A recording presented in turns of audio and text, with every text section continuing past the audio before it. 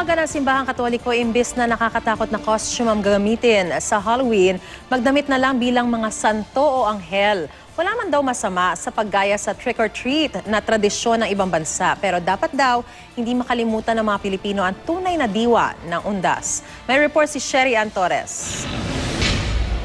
Nakapwesto na sa Quiapo sa Maynila ang mga nagtitinda ng kandila at bulaklak. Dumarami na kasi ang mga namimili habang papalapit ang undas. Sa pusod ng Quiapo, angat ang kulay itim sa paligid dahil sa naghilerang Halloween costumes. Pinakamabiling sa ngayon pang Halloween, pang Dracula, tapos yung pang sa witch. Ano lang, ng katuwaan lang ng mga tao ba? Parang ano lang, Halloween party nga eh. Ang batang si Shanshan, naabutan naming nagpapabili ng maskarang ito. Takutin mo sila. Nakikipaghabulan na rin ngayon sa pagiging paborito yung pagdalo sa mga costume o yung mga Halloween gathering. Kaya naman yung Simbahang Katoliko umabot na sa punto na nananawagan sila sa kanila mga tagasunod na kung maaari sana, imbes na damitan yung kanilang mga kaanak ng nakakatakot na mga costume, bakit hindi na lang yung mga damit ng mga santo o kaya ay anghel ang ipagamit sa kanila. Gaya na lang ng mga chikiting na ito sa Angeles City sa Pampanga.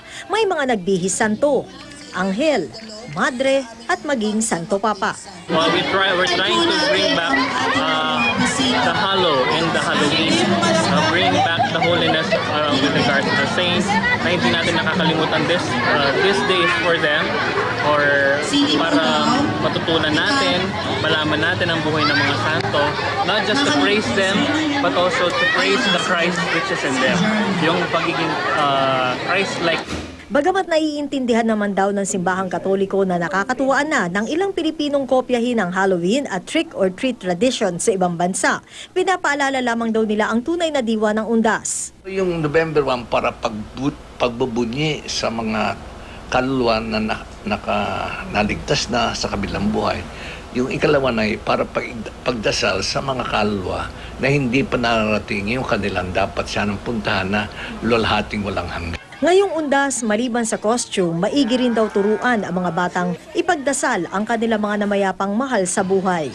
Sherry Ann Torres, GMA News.